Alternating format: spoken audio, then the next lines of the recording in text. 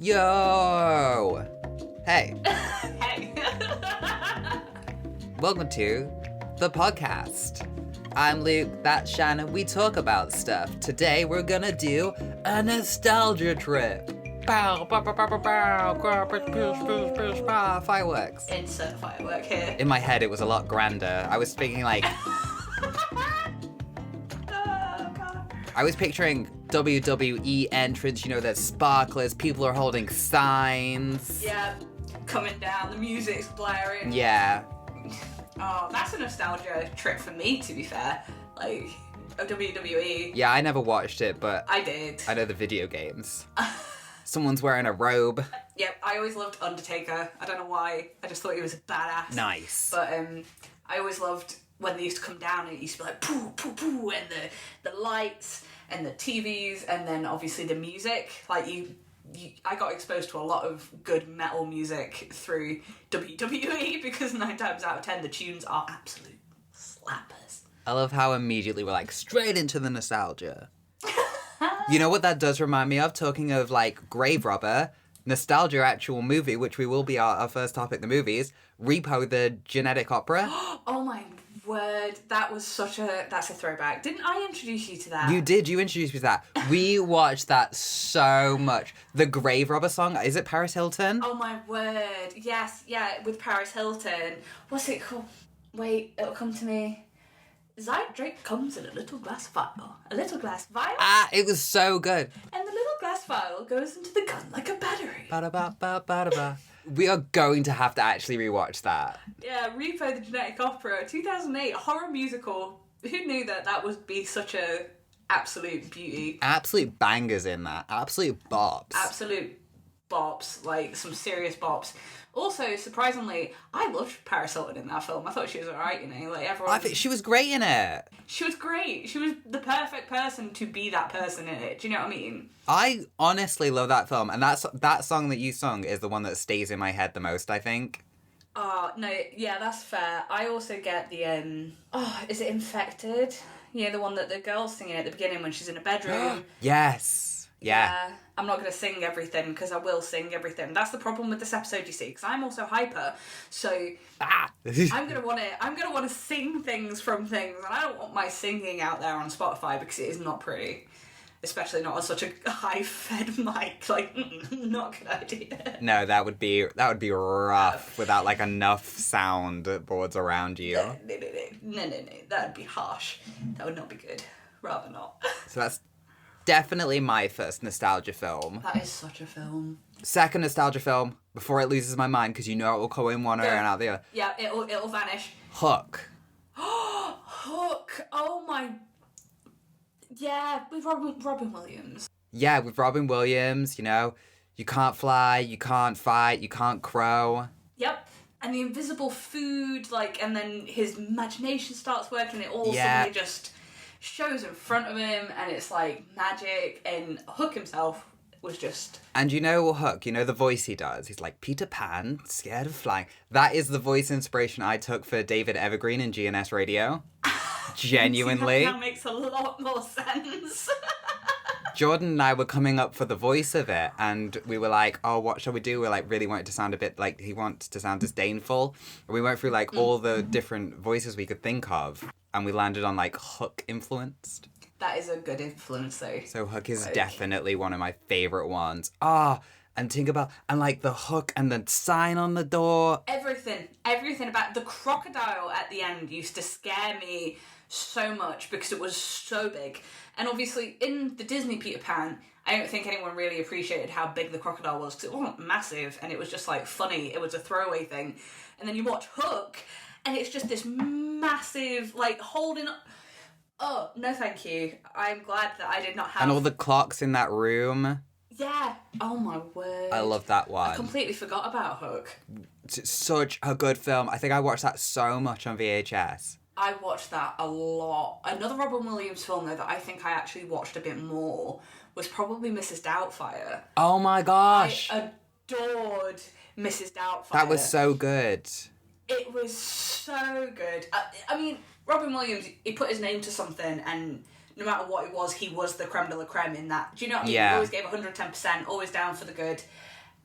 But, yeah, no, Mrs. Doubtfire was just... I loved it. And then you watch it when you're older, and it's suddenly a little bit sinister, because it's like, you know... Is it? I haven't watched it as an adult. Well, think about it, right? Right, so she divorces him because he's not growing. So what does he do? Instead of respecting the wishes of the court and her with the kids and that, he just decides to dress up as an old lady without her knowledge, gain a job as their nanny so that he can spend more time with his kids without his ex-wife's knowledge, and then he tries to directly sabotage her new relationship with Mr. James Bond. Do you remember? I did not remember that storyline at all. He put paprika, when they were at the meal, he put paprika on, was it paprika?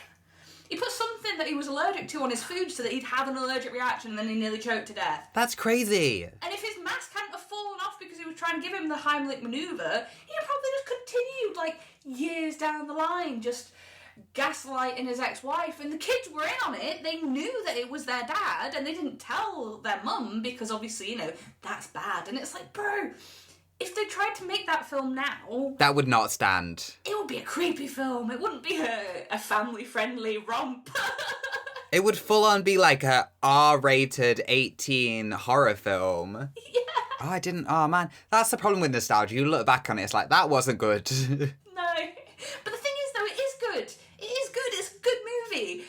It's just what you originally think as a kid is like, yeah, Robin Williams, he's going to see his kids. When you grow up, you're suddenly like, you're not doing this. You're like, he's the bad guy. He is the crazy guy that you're trying to get rid of. And, you know, instead he's getting some fake boobs and he's going out. Robin Williams has such a range, though, because he's got, like, look. Oh, such a range. He's got Doubtfire, he's got Dead Poets Society. Like, those three are vastly different in so many ways. Good Morning Vietnam. Isn't he in that as well? Probably. I'm gonna Google it. Google it. I know he's in Aladdin, obviously, but... Aladdin, honestly, you can't go wrong. But then, No. I'm gonna be hot take. Go on. Aladdin, the second one, Yeah. Prince of Thieves. Yeah, Prince of Thieves. Good film. Good film. Like, I did not mind it. I love that one. I did not mind it at all. The third one was absolute twash. But... oh, Jumanji. Jumanji. Jumanji shaped a generation. That was terrifying. I was terrified of just, like, if we moved somewhere, finding a board game in a cupboard and then suddenly being whisked into the jungle. Don't, because you can actually buy Jumanji, the board game. And I was like, I wouldn't. I know. No, that's cursed. Right, you see, this is the thing. You know what I'm like with my curiosity. I want one because it's beautiful and it's very clearly a collector's item of something that, as a kid, was huge for me. But there is that little bit in the back of my head that's going, yeah, but what if it's real? Literally, like, what? I know it's not going to be, but what if it is real? No, but what if it is? You don't know until you play the game Jumanji, and then at that point you can be like, oh, well, I don't know what I expected, you know? Like, I don't know what I was thinking would happen when I opened this cursed board game. Turns out I was cursed. But at the same time, though, I am that guy that would, like, go to a garage sale or something, like a car boot even, find a Ouija board that was, like, clearly ancient and be like, that's pretty, I'll take it home. I am that guy. Like, I'm just... You'd 100% pick up a Ouija board that was oozing blood with, like, 100 warning signs that said, I don't do it. And you could hear, like, ominous whispers coming from it, and you'd still be like, I wonder what'll happen. It'd be great.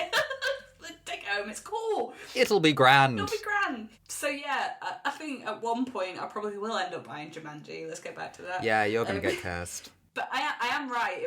He was in Good Morning Vietnam. He was in Good Morning. He's been in so much. Flubber. Flubber, I forgot about Flubber. I forgot about Flubber. I loved Flubber. Flubber was so good. We were just bouncing around. I remember it so. What's another nostalgic film for you? Right, so a very nostalgic film for me. Did you ever watch a film called Mouse Hunt? Was that when they were trapped in the walls? Yes! I do remember. And, right, so basically, with the... I was thinking that was Stuart Little. No, with the uncle at the beginning that dies, and they're at the funeral, and then they get to take his house because he's left their house to him, and it's like this beautiful, big, scary mansion that's just, like, dilapidated and, you know, cobwebby and stuff, and there's a mouse. Yeah. And they're trying to get rid of the mouse, and they just do all these ridiculous things to catch the mouse, and it just, none of it works, and they're rolling around in mouse traps and stuff, and I will never forget, I think it is definitely at the beginning of the movie. I loved that movie, by the way. I thought it was hilarious. I thought it was absolutely brilliant.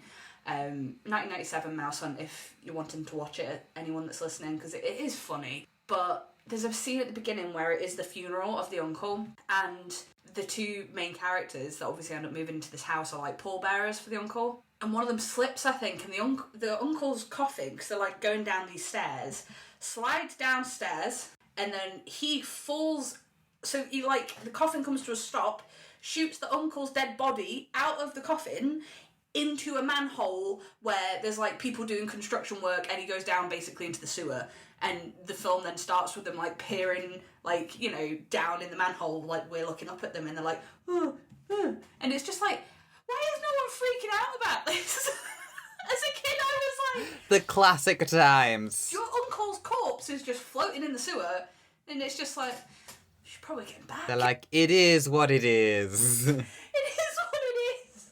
I don't know why that film and like that scene specifically just stuck with me a lot. And I haven't seen it since I was like 10, but I remember it pretty well because of how much I watched it. I think I'm understanding millennials quite well now. It's kind of like, well, we watched that, so clearly it's not that bad. Not that bad. Could be worse. Another film that I am very, very nostalgic about is Beetlejuice. Beetlejuice, you know, I didn't watch that until way later on. Did you watch it when I made you watch it? Because I know I've watched it with you at some point when we were Yeah, teens. I must have watched it with you. You must have been the only one that made me watch it. Yeah, Michael Keaton, who plays Beetlejuice, is just, he goes into that role like 110%, and it's, with Lydia, it's so weird when you watch it when you're older, because you're like, oh, Beetlejuice is going to marry a teenager, you know, but then it's like, it's still so good, and the comedy of it is just on point. It's iconic for me, Beetlejuice, you know?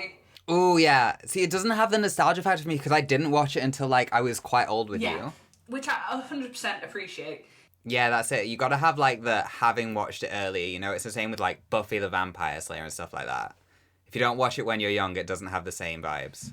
Well, that's the thing. I tried watching Buffy during the pandemic, and I got through, like, the first half of the season, and it just didn't grip me because it wasn't there for me because I didn't watch it. Yeah, it doesn't. It's literally only good because of the nostalgia, essentially. Yeah, 100%. Same with, like, Friends fans, you know? They usually typically watch it because they loved it. Friends. I love Friends. I loved it when I was younger, and it's always there, you know? It's never not there, and it is comforting to watch because I just know it. Rocky Horror Picture Show. Rocky Horror Picture Show, how did we forget about that? We loved that. It was so good. It's amazing. It never loses the sparkle, I don't think. Like, no matter how many times I've seen it, we did the time warp every single time that song came on, without fail. That's so cringy. Yeah.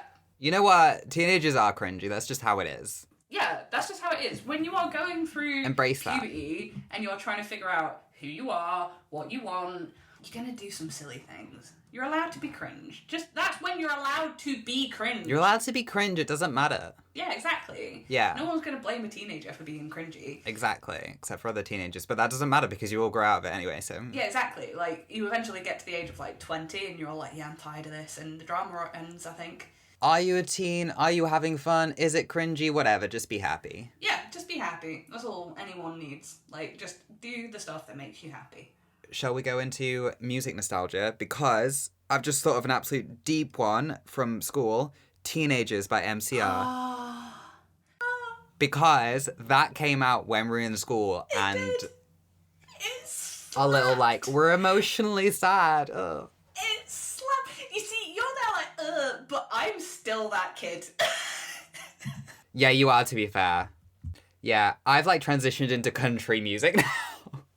Teenagers by MCR was just such a slapper, and it was one of those songs that was brilliant because for me, I struggled to connect with other teenagers, I think, because I was very, very shy in a bad situation, and music for me was always dark, and it was like, you know, My Chemical Romance and bands that people didn't like, and then suddenly you have even the chavs singing Teenagers. Yeah. And everyone's like, you like this band? And it's like, yeah, I've liked them before they were cool, but suddenly there's this one song. Oh, you're there like, I liked them before they were cool, actually, so... Basically. Do you know all of their songs? Judgy. Gatekeeping. No, not even judgy. Not even judgy. Just trying to make them understand that I've been trying to get people to listen to this music for ages. No one's ever listened to it. And then suddenly everyone loves them because of one song. And it's like, fair play, I'm happy that we can bond on this. But also, what about all these other songs? Take My Wares, you know. Yeah, but that's not how it works, is it? No, unfortunately not. No. But it was nice to have, like... Because there was quite a few songs like that that were popular in the music genres I was into that no one would ever listen to. But then there'd always be, like, one that would sneak in every now and again. Yeah, didn't that happen with, like, 30 Seconds to Mars? Yep, that was... When the White and Red album came out, what's it called? Like, This Is War or something? No, not This Is War. A Beautiful Lie or something like that? Beautiful Lie or something like that. I know that's the album with that song on it. It has Beautiful Lie on yeah. it. But everyone was like, you know, on 30 Seconds to Mars. And Bowling for Soup, no one ever listened to Bowling for Soup. And then suddenly High School Never Ends came out. And I was on the bus going to school and, you know, my friend who was not into the music I was into was just playing it out loud on her phone. And I was like, oh, Bop! And they were like, you know this? I was like, yeah, of course I know this. Bowling for Soup! Bowling for Soup! Bowling for Soup is a very weird title when you, like, address it. Like, what? Are you bowling to win the soup? Are you bowling to win money to buy soup? I love the appeal of soup, but I'm confused. But are you getting the bowl and dipping it into the soup and then filling it with soup? Are you bowling the soup? Oh. Maybe. I did think bowling. You see, maybe. It could be. Was it 303? We listened to it when we were at Turkey. 303. TikTok. No, that's Kesha, sorry. Which also, yes. They did a song with Kesha. Yes, they did. My first kiss went a little like this. And twist. And twist. So I have a playlist on my Spotify, and to be fair, I have too many playlists like this on my Spotify that are literally millennial nostalgia, and they're still bops. 303 and Kesha, like, the old music still slaps. Kesha's new album, still good. Rainbow, amazing. Have not listened to it. May have to try it. 303 is just, it comes on, and I'm like... It's just, like, I remember I was obsessed with a song that they did called Streets of Gold. Yes! Do you remember that song? Because it wasn't madly popular. I literally do. I know exactly what the album cover looks like. Yeah. Like, that song wasn't madly popular on that album from what I remember, but that one song, Streets of Gold, just made me just feel things. It's like... I remember I listened to it a lot when we went to Turkey because I'd found it just before we went away, so you know what I'm like, I listen to things on repeat. So when we were chilling around the hot tub that we overflowed, We didn't overflow it. I stopped literally just before it overflowed. When I put my hand in to take the drain out, then it overflowed. But in my defense, you let an ADHD person be in charge of filling something up and walking away. We didn't know then. No, but the signs were clear. We didn't. The signs were clear, but neither of us knew then. Because neither of us really knew what ADHD was. No, it wasn't a thing when we were kids. Crazy how I was undiagnosed for so long. Right? Strange. How wild is that? Anyway, we've gone off on a massive tangent. I have ADHD, I can't help it. You know what? You know what the best line of 303 is? Go on. The bit that goes like, if you're... Tell your boyfriend he says he got beat that I'm a vegetarian, I ain't twash, scared of him. Twashing, scared of it. What's next on the list of nostalgia? TV. Do you remember Jetix? The channel? Jetix. I remember the channel, yeah. Wasn't that what Shaman King was on? Yes, Shaman King. Shaman King. If your spirit is strong. I watched and rewatched Shaman King so many insane amounts of times. Yeah. We watched it together. We used to speak about it every day. The next day after the episode had gone on. Yes. I remember being really annoyed because what was on before it? Was it Naruto or something? I used to be annoyed that I used to have to wait through Naruto to watch Shaman King, and everyone else was talking about Naruto. I think there was like Bleach, Naruto, and Shaman King. But then you know what the worst part was? Because we were watching it on like TV back then, is that it would get to a certain point in the show and then it would restart from the beginning. The amount of times I didn't watch the end of something because it would just restart, and it's like, Yeah, and it's like, why? To this day, I don't know how it ends. It's just like, help me. Let me watch the Shaman King. I love I Shaman don't King. know what happens with Zeke. You see, I know they've brought out Shaman King on Netflix, right? And I know it isn't the Shaman King we watched because I decided to watch the first episode. Oh, So is it a they've, new Shaman King? I think they've remade it. Because it's the same character, like the main character. Oh, it must be remaking. I remember that first episode so well. 2 animated shows, right, that are super nostalgic. Yeah. One, the original, like, X-Men animated show, when, like, the running mechanic was bad. Yes, that one, yes. Yep. Loved that. Loved Wolverine. Loved... Storm was, like, my favourite character ever. I never watched it when I was younger. And it is really good, but it was hard to get into because it doesn't have nostalgia for me. That's it. It's one of those ones that's like... Which is a shame. Any other nostalgic shows? Jackie Chan Adventures. Did you ever watch that? Jackie Chan Adventures. Oh my gosh. No, what was that? What was that other one? What was it? Was it like Jake Long, American Dragon? Ben 10 as well. There was Ben... I've just gone like down a hole. There was Ben 10. Absolutely obsessed with Ben 10. We just watched it. And then like the new season came out. I really liked that one. And then I think another season came out and I quite liked that one. But then the newest season I wasn't a fan of. And then Jake Long, American Dragon. I'm pretty sure that's what it's called. At the very least, it's American Dragon. The original animation was done and I really liked that. But then the new animation came out and I preferred that animation style to that. Sorry, Jackie Chan? Jackie Chan Adventures. It was on CBBC, wasn't it?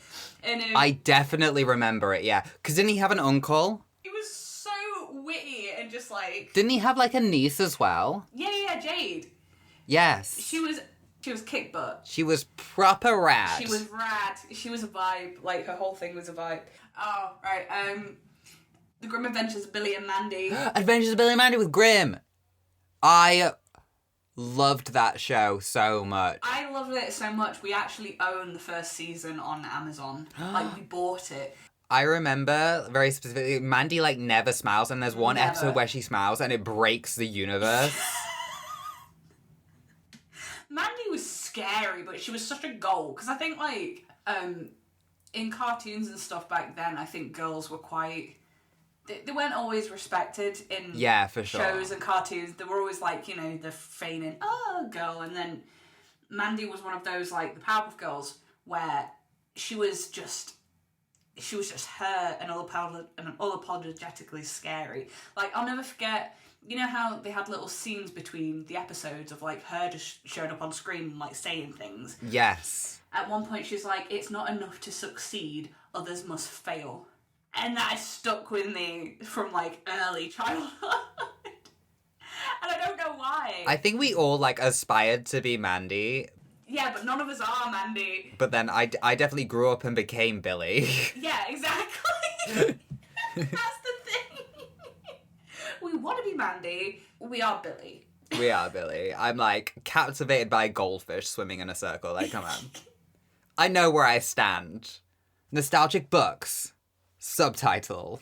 I didn't really like reading when I was a kid. I think it was the undiagnosed ADHD. I only really loved reading as I've got older. Because I just couldn't pay attention to the books. Who's to say how that was? So I don't have, like, a lot of books from my childhood. But I tell you what, this is a very specific one. And it's only fresh in my memory because the full circle has happened. So, this book, right, it's called Diary of Pelly D. And I remember this because I recently colour coordinated my books, and that's how I remember because it's blue. Right, so, it was my dad's book, I believe, and I borrowed it when I was maybe like 11, 12 or something like that. I never finished it. I still haven't finished it. That's not the point. I never finished it, but I put it down, and I lost it somewhere along the way. And for, like, years, I've been trying to find this because I didn't remember what it was called. And I knew it was about, like, a diary. Basically, it's in 2 time zones. Like, she's reading a diary from someone in the past. And it's, like, a weird... I think it's a dystopian, but I haven't read it since I was 12, so I'm not sure. Yeah. Keep meaning to reread it. But anyway, so I put that down. I lost it. Dad was recently going through his books. And I was like, that blue one!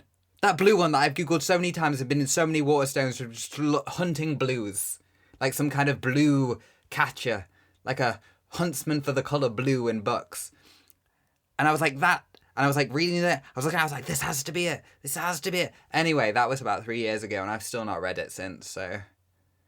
But that is a very nostalgic book for me. And if I do read it, Yeah, you need to do a review. I'll do an episode on it. That should be your goal now, is to read that so you can give us a review. To read that book sometime this year. Yeah, so that we can have a review on this book. Okay, I'll read it. I'll be like, no. Mm-mm. You will forget. Do you remember in junior school, did you ever have book fairs? Where, like, they'd bring in all these massive trunks of, like, different books that you could buy with, like, just kids' books. So the only book fair I remember... Yes, I must have. Yeah. I feel like that was a They used thing. to bring them on, like, big trolley things, like, enclosed things that would then open up, and they'd build, like, in the... Well, they did in my junior school anyway, in the hall, they'd, like, build, like, a little sudden bookshop, and you could go and spend a bit of money and get yourself a book and maybe a fun pencil, and... Oh my gosh, yeah, with the... Yeah, I actually do remember that. Yeah, and it just had kids' books, and it was so good, because that's, like, there was nothing better than book day, and being like, I've been given £5 and I'm gonna get like 2 books, because that's what you'd get so much for £5. £5, you could probably get 10 books back then. Right? God, we are old. But book fair at school, I always used to love. The price of Freddos? Don't get me started. Don't get me started on Freddos. Freddos isn't worth it. That's a whole episode. So that's been the episode of Deep Diving into whichever we deep dived into this time. Could be movies, could be TV, could be books, we don't know. Could be going on about Robin Williams. I've been Luke, that's been Shannon. We've got multiple podcasts. Don't be twice, stay tuned for a trailer. Oh boy, listen to the trailer. We also have a gaming channel, Caffeine Adult Games. Whoa, that's crazy. We have so many things. We've got so many things, so check out the Instagram for updates and all of that stuff. Bye. Bye-bye. Bye-bye. We do other stuff too, so here's a trailer for our podcast, GNS Radio.